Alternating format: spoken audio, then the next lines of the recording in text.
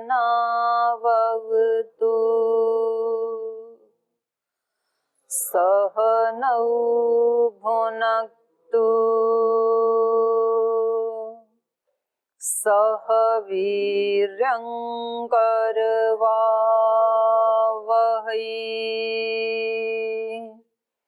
तेजस्विनावधीतमस्तु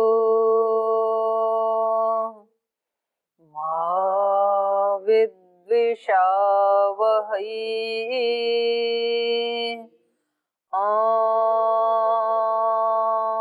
व्रतानां व्रतपते व्रतं चरिष्यामि तच्छकेयं तन्मे राध्यताम् इदमहमनृतात् सत्यमुपैमि। ॐ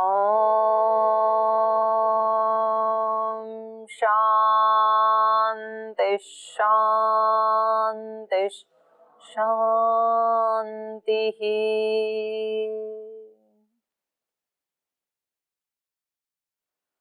विश्वामित्र जी के साथ राम लक्ष्मण महाराजा जनक के यहाँ जो महायज्ञ में प्रस्थान किए हैं और मार्ग में जब ये जा रहे हैं तो ये सोनभद्र नदी के पास पहुंच जाते हैं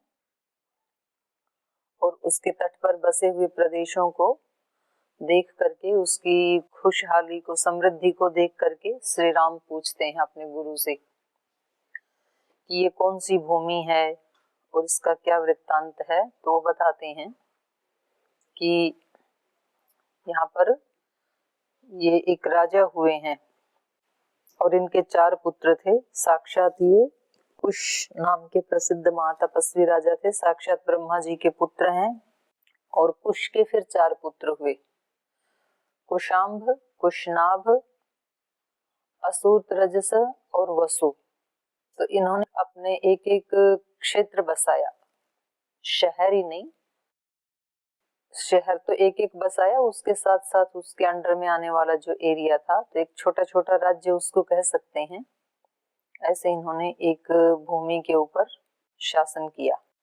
ये नीचे इन्होंने टिप्पणी भी दी है।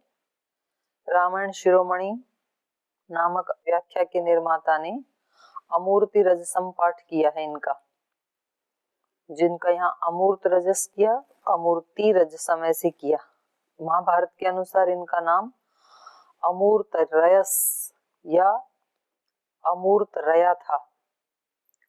तो वहाँ वन पर्व का ये उदाहरण दे रहे हैं। यहाँ इनके द्वारा धर्मारण्य नामक नगर बसाने का उल्लेख है। यह नगर धर्मारण्य नामक तीर्थभूत वन में था। ये वन गया के आसपास का ही प्रदेश है। अमूर्तया के पुत्र गय ने गया नामक नगर बसाया था। अतः धर्मारण्य और गया की एकता सिद्ध होती है। महाभारत वन पर्व में ही गया के ब्रह्म सरोवर को धर्मारण्य से सुशोभित बताया गया है। धर्मारण्य में पितृ पूजन की महत्ता बताई गई है। तो आजकल भी गया में जाते हैं ना पितृ पूजन के लिए, श्राद्ध दर्पण करने के लिए। चलिए तो आगे चलें। किसी का प्रश्न है कोई? जी दीदी जी, यहाँ भगवान श्री राम जी तेजस्वी हैं, तो 2 शब्द आता है, एक ओजस्वी होता है, एक तेजस्वी होता है। तो दोनों में क्या भिन्नता है? ओजस्वी किसे कहते हैं, तेजस्वी किसे? तेज तो चर्म के माध्यम से अभिव्यक्त होता है। जो सप्त धातु हैं उनमें अष्टम धातु है तेज, और उसके साथ ही उत्पन्न होता है ओज। तो ओज भी एक शक्ति है, एक धातु है, तेज भी एक शक्ति है, एक धातु है। तेज अभिव्यक्त होता है चर्म इंद्रिय के स्पर्श त्वचा के माध्यम से, और ओज अभिव्यक्त होता है वाणी के माध्यम से। ठीक है। दूसरा प्रश्न है, हम आजकल समाज में देखते हैं कि आजकल भाईचारा की कमी हो गई है, जबकि भगवान श्री राम जी के जो परिवार में थे, चारों भाई इतने प्रेम पूर्ण रहते थे। तो इसका क्या कारण है? आजकल नहीं है, इसका क्या कारण है? आप गुरुकुल में कैसे रहते हैं? भाईचारा से कि थोड़ा कम है आपका?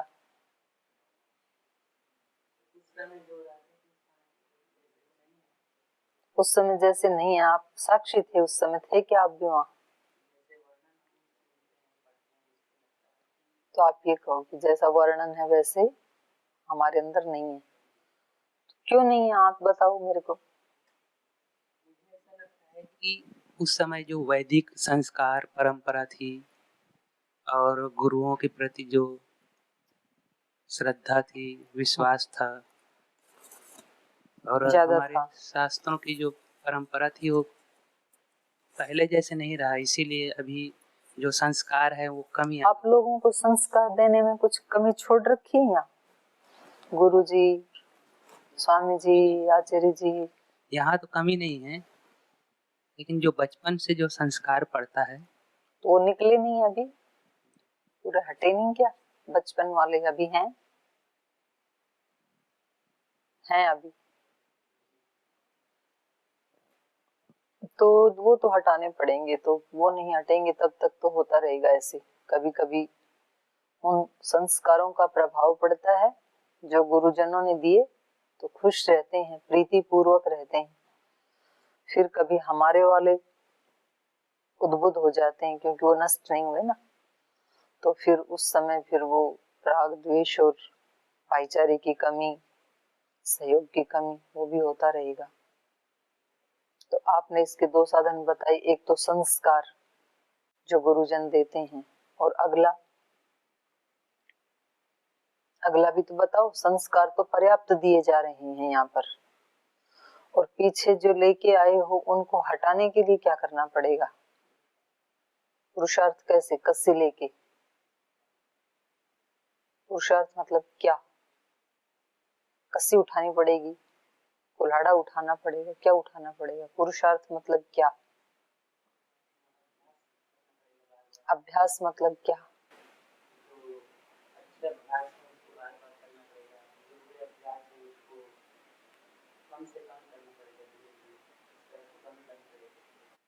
क्योंकि हमारे दोनों की अनुभूति है ना, जब हम किसी से प्रीति पूर्वक व्यवहार करते हैं तो उस समय हमारे चित्त की स्थिति और दूसरे के चित्त की स्थिति कैसी होती है, तो अनुभव है ना हमारा। तो हम कभी होली को, दिवाली को, कि आज त्योहार है और आज हम सबसे प्रीति पूर्वक व्यवहार करते हैं, तो उस समय प्यार करने वाले की स्थिति कैसी होती है और जिसके साथ प्रीति पूर्वक व्यवहार किया जाता है उसकी स्थिति कैसी होती है? कैसी होती है? उत्तम कोटि की होती है। दोनों खुश होते हैं जी, ना, सुखी भी होते हैं, खुश भी होते हैं, शांत भी होते हैं, पवित्र भी होते हैं, सारे के सारे उसमें सद्गुण समा जाते हैं।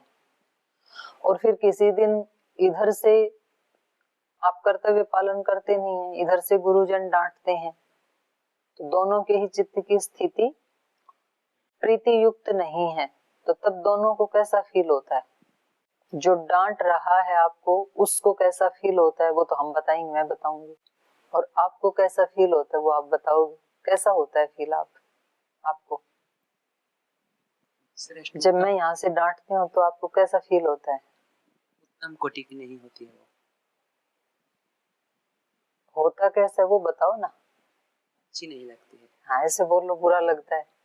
डांट सुनना किसी को भी अच्छा नहीं लगता है, और डांटना भी अच्छा नहीं लगता है। डांटने वाले का भी मन शांत, प्रसन्न, प्रफुल्लित नहीं होता, उसको भी बुरा लगता है। तो जब दोनों अनुभूति हमारे पास हैं, तो यही बात महर्षि पतंजलि ने कही है, हेयम दुखम अनागतम। आज तक हमने जितना करना था वो कर लिया है। कभी हमने अपने आप को दैवी संपद से युक्त रखा, कभी आसुरी संपद से युक्त रखा, कभी गलतियां की, उसका हमें दंड भी मिला, कभी पुण्य किया, कभी पाप किया। अभी उसको चेंज करना है कि नहीं? अगर आपको सुख चाहिए, भाईचारे का क्या रिजल्ट है, यदि वो आपको चाहिए, तो आपको आज तक की अपनी धारणाएं हैं और जो काम करने की शैली है और जो सोचने का तरीका है और जो भावनाएं उठाने का तरीका है, वो चेंज करना पड़ेगा सारा। सोचने मात्र से नहीं होगा, एक्शन में लाना पड़ेगा। तो यदि आपको ये महसूस होता है कि भाईचारे की थोड़ी सी कमी है, यहाँ पर ऐसे प्रीति नहीं करते हैं परस्पर सब साधु सन्यासी या ब्रह्मचारी जैसे राम और लक्ष्मण भरत शत्रुघ्न परस्पर प्रीति करते थे, ऐसा नहीं करते हैं। तो इसके लिए आपको क्या करना पड़ेगा? आपसे ही पूछ रही हूँ, आपको क्या करना पड़ेगा इसके लिए? अपने जो बुरे स्वभाव हैं उनको बार बार अभ्यास करके कमी लाना है और अंत में कम बंद करना है। और जो अच्छे अभ्यास है अंत में ऐसे भी नहीं, ये भी मन को लिबर्टी देना है कि धीरे धीरे लाएंगे और फिर अंत में आज ही खत्म कर दो ना, अंत आज ही आ जाए। कल पता नहीं हो ना हो, हर पल यहाँ सुख से जियो, पता नहीं कल हो ना हो। कोई गीत है ना ये फिल्म का, तो ऐसे ऐसे मतलब ठीक है, वो तो दूसरे भावों में गाते हैं, लेकिन ये हमारे लिए भी तो है ना। तो पता नहीं कल हो ना हो तो कैसा हो, क्या सिचुएशन हो, हमारे संस्कारों के अनुसार आज हम जिस परिस्थिति से भागना चाह रहे हैं, हो सकता है कल इससे भी ज्यादा कठिन आने वाली हो। फिर वो ये अंतिम थोड़ी ही है, तो परिस्थितियां तो आएंगी। तो जो आप चाहते हैं उसको धीरे धीरे नहीं, पूरा का पूरा आज ही अप्लाई कर दो। जब आपको लगता है कि मैं सब भाइयों के साथ इस तरह से बिहेव करता हूँ तो ये नहीं मेरे साथ भाईचारे का व्यवहार करते हैं, आप चेंज करो, उससे उल्टा करो। जो आप अपने लिए चाहते हैं वो आप दूसरे के साथ करना शुरू कर दो। करने के लिए मतलब आपको कोई ऐसे नौटंकी करने की आवश्यकता नहीं है, आप वैसा सोचना शुरू कर दो, पर्याप्त है। क्योंकि पहले सॉफ्टवेयर में चीजें, संकल्प में चीजें तैयार होती हैं। वो संकल्प जो होता है, हमारा विचार जो होता है, वो हमारे स्थूल कर्मों में अभिव्यक्त होता है। तो वैसा विचार करना शुरू कर दो, वैसी भावना रखना शुरू कर दो। तो भावना रखना क्या शुरू करना है, ये ना भी करें मेरे से प्रीति, पर मुझे इनसे ऐसे प्रीति करनी है जैसे राम अपने तीनों भाइयों से करते थे। आप ही राम बन जाओ ना। चारों भाइयों की प्रीति में सबसे अहम भूमिका किसकी है? श्री राम की, क्योंकि श्री राम के प्रति तो सब रखते हैं ना प्रीति। तो जो सबसे अहम भूमिका वाला व्यक्तित्व है वो आप बन जाओ। तो श्री राम का ये बताते हैं, पीछे भी आया था ना कि कोई भी अच्छी चीज आती है तो वो अपने भाइयों के लिए बचा के रखते हैं। जब वो क्रीड़ा भी करते हैं तो जान पूछ के वो भरत जी से हार जाते हैं, जब खेलते हैं ना कंपटीशन। मैंने देखा ऐसे।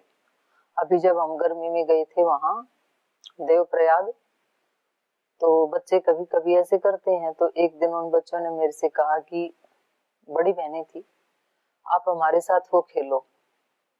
नहीं नहीं, खो खो नहीं, जुए वाला। अरे नहीं, वो गिराते हैं जो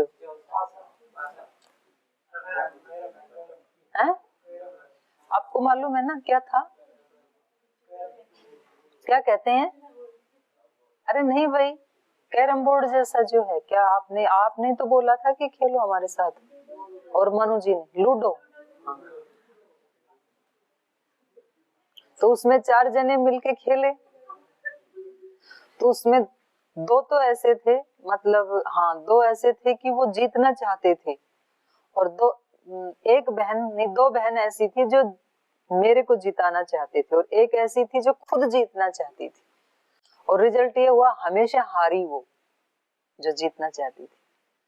मैंने देखा जो दो मेरे को जिताना चाहते थे वो जीते, तो श्री राम क्या करते हैं, भरत को जिताना चाहते हैं हमेशा, वो खुद हार जाना चाहते हैं। मतलब छोटी छोटी चीजों से हमारे चित्त की पहचान होती है कि हमारे अंदर क्या है। तो खेल है। इसका मैं ये नहीं कह रही हूँ कि जब आप खेलने लगो तो हमेशा आप हार ही जाना, कुछ मेहनत मत करना, आप अपने तरफ से पुरुषार्थ पूरा करना, लेकिन भाव हमेशा क्या रहे, प्रीति का, दूसरे जीते। जैसे भीष्म पितामह पूरी उससे ताकत से लड़ रही थी, उन्होंने कोई कसर नहीं रखी, सैकड़ों सैकड़ों सैनिकों को मौत के घाट उतार दे रही थी, 2-3 दिन ऐसे लड़ते रहे, लेकिन भाव क्या था कि पांडव ही जीते। भाव फिर भी उनके जीतने का, और अपनी तरफ से पूरी अपना भी कर्तव्य पालन कर रही थी। तो भरत जी हर बार जीत जाते, क्योंकि राम जी उसको जिताना ही चाहते थे, तो राम जिसको जिताना चाहे उसको कौन हरा देगा। और जब भरत जी जीतते थे तो राम जाके फिर लड्डू बांटते थे, तो लोग पूछते आप तो हार गए, आप क्यों लड्डू बांट रहे हैं। बोले नहीं, वो तो मैं अपने भाई की विजय के लिए लड्डू बांट रहा हूँ, मेरे भाई जीत गए ना, इसलिए मैं लड्डू बांट रहा हूँ। तो लोगों ने सोचा कि भाई जब ये हार कर भी अपने भाई के लिए इतना अच्छा लड्डू बांट रहे हैं, तो भरत जी तो जीत गए, वो पता नहीं क्या सोना चांदी बांट रहे होंगे, तो चलो लड्डू तो ले लिया, उधर चलते हैं। वो खाने वाले हो तो बेचारे मेरे जैसे, उनको तो लेने से काम, तो वो अपने उधर चल पड़े। और वहां गए तो देखा भरत जी रो रहे हैं, ये क्या हुआ, आप तो जीत गए, वो देखो राम जी हार गए तो भी लड्डू बांट रहे हैं, हमने तो सोचा आप कुछ अच्छा बांट रहे होंगे इसलिए आए थे, आप क्यों रो रहे हैं। बोले इसीलिए तो रो रहा हूँ कि देखो भैया हर बार ना मेरे को जिता देते हैं, और मतलब मैं भी कैसा हूँ कि हर बार मैं जीत का क्रेडिट ले लेता हूँ। उस मतलब दोनों की प्रीति देखो अलग अलग। ऐसे क्या हम करते हैं, ऐसे हमें खुद अपना आत्मनिरीक्षण करना पड़ेगा। क्या मेरे मन में क्या ऐसे भाव आते हैं कि अपने साथ रहने वालों के लिए, अपने सन्यासी भाइयों के लिए, अपने ब्रह्मचारी भाइयों के लिए, मतलब कथा को सुनते ही हमारा अहंकार ऐसे गिर जाता है, जैसे पारा गिरता है ना, सुनने मात्र से। और जब हम ऐसा खुद करेंगे, ऐसे भाव उठाएंगे, तो उसका परिणाम क्यों नहीं आएगा, आना ही है। जैसा बीज बोएंगे वो तो फसल लहरानी ही है। लेकिन इसका बस ऋषि तो सूत्रों में बोलते हैं, अभ्यास चेंज करने पड़ेंगे, लेकिन सुनने और पढ़ने से नहीं होने वाला है। तो इसलिए उन्होंने कहा कि अपने लाइफस्टाइल चेंज करो, अपने सोचने की शैली, बोलने की शैली, भावनाओं की शैली, आप क्या समझते हैं दूसरे के कथनों को, वो शैली चेंज करनी पड़ेगी। जब बड़े डांट देते हैं तो उनके डांटने को आप किस रूप में लेते हैं, वो चेंज करना पड़ेगा। क्योंकि वास्तव में आप चाहते क्या हैं कि बड़े हमें ना डांटा करें, ये तो चाहते हैं, अत्यंत प्रीति किया करें। तो जब जिस दिन उन्होंने डांटा, तो आपको अब क्या सोचना है, हमारे इस काम के कारण उनको हमें डांटना पड़ा, उनको भी हमने दुखी किया, खुद भी दुखी हुए, और कितना बड़ा उपकार है इनका कि इन्होंने हमारा ध्यान दिला दिया। तो अब हमें कल से ऐसे नहीं करना है।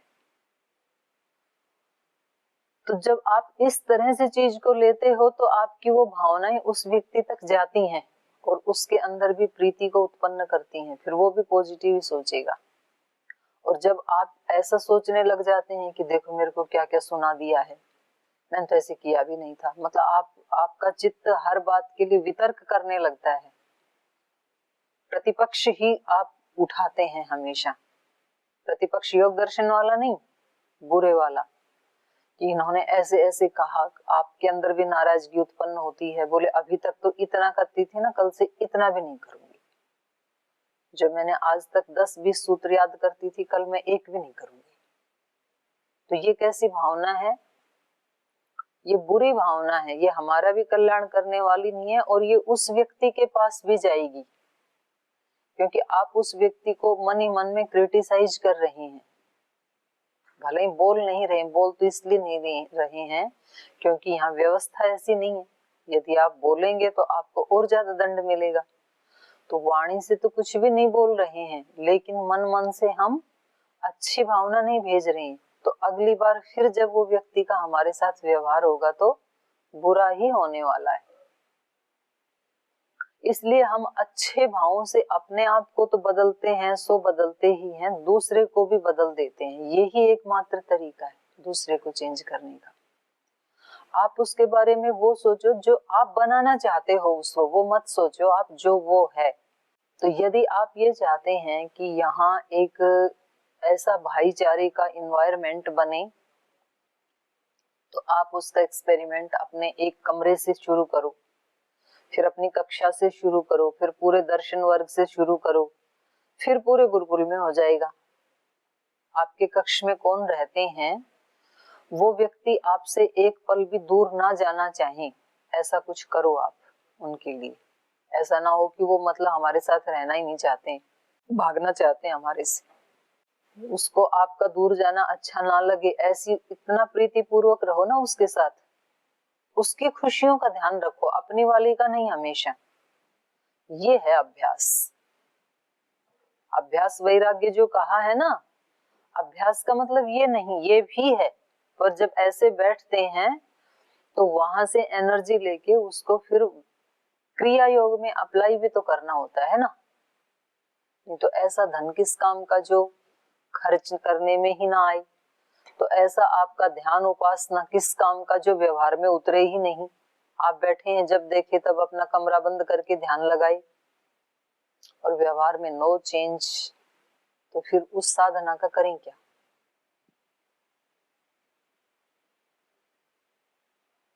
तो हमें पहले अपने कमरे वालों के साथ उसको अप्लाई करना चाहिए, फिर अपनी कक्षा वालों के साथ उसको हमें अप्लाई करना चाहिए, और वो बढ़ता है उसी से ही। ऐसे कहते हैं कि बहता हुआ पानी निर्मल होता है, रुका हुआ पानी सड़ जाता है। तो जिन्होंने ज्ञान को प्राप्त तो किया, अप्लाई नहीं किया ना अपने जीवन में और अपने में नहीं किया, तो दूसरों की तो क्या ही आशा देख सकते हैं। तो फिर वो ज्ञान सड़ जाता है। ज्ञान हुआ कि कपालभाति, अनुलोम विलोम, प्राणायाम करने से ये फायदे होते हैं, और उसको लेकर के बैठ गए, किसी को दिया ही नहीं, तो ना अपना लाभ किया ना दूसरे का किया, और उसको करोड़ों लोगों तक बताया, तो वो फिर पवित्र पानी जैसे हो गया, गंगा जैसे हो गया, योग गंगा नाम पड़ गया फिर उसका। तो ज्ञान सारा जीने के लिए होता है, न कि दिमाग में अहंकार बढ़ाने के लिए। ज्ञान को जीने के लिए है, वो कहने के लिए थोड़े होता है कि हम कितना जानते हैं। सभी जानते हैं, ज्ञान की कोई कमी थोड़ी है। जितना हमारा श्रेष्ठ जीवन बन सके वो हर व्यक्ति जानता है। ऐसे थोड़े ही रामायण में जो लिखा है वो आप नहीं जानते हो, हम आपको पढ़ा रहे हैं, कोई नई चीज पढ़ा रहे हैं। अभी तक जितने 31 सर्ग पढ़ा दिए, तो इनमें कोई भी ऐसी चीज नहीं आई जो आप नहीं जानते थे। आध्यात्मिक दृष्टि से ठीक है, ऐतिहासिक दृष्टि से कुछ नई चीजें आ सकती हैं, लेकिन जो अहिंसा, सत्य, अस्तेय, ब्रह्मचर्य, परिग्रह कौन नहीं जानता है, हर व्यक्ति जानता है। पर महान वो होता है जो उसको अप्लाई करता है। जानना बड़ा नहीं होता है, जीना बड़ा होता है। और जीना थोड़ा थोड़ा भी जो शुरू करता है ना, तो बस उसका ऐसे अंकुर फूटता चला जाता है अच्छाई का, और बहुत जल्दी वो पौधा बनता है, पेड़ बनता है, और बहुत सारे लोगों को वो आश्रय देने वाला वृक्ष बन जाता है, फिर वो फैलता ही चला जाएगा। तो ज्यादा ध्यान हमारा अप्लाई करने पे होना चाहिए। तो इसलिए महर्षि पतंजलि ने कहा हेयम दुखम अनागतम। अब तक जो हो गया ठीक है, अब वही सोचना है, वही बोलना है, वही करना है जिससे हमें सुख मिलता है। ये है अपने ज्ञान का सदुपयोग करना, यूज करना।